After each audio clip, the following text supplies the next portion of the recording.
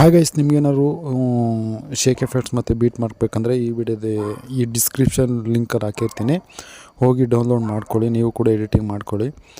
ಈ ವಿಡಿಯೋ ನಿಮ್ಗೆ ಏನಾದ್ರು ಇಷ್ಟ ಆದರೆ ಪ್ಲೀಸ್ ಲೈಕ್ ಮಾಡಿ, ಸಬ್ಸ್ಕ್ರೈಬ್ ಮಾಡ್ಕೊಳ್ಳಿ, ಆದಷ್ಟು ಶೇರ್ ಮಾಡಿ, ಹಾಗೆ ಸಬ್ಸ್ಕ್ರೈಬ್ ಮಾಡ್ಕೊಳ್ಳಿ, ಸಪೋರ್ಟ್ ಮಾಡಿ ಗೈಸ್ ಪ್ಲೀಸ್.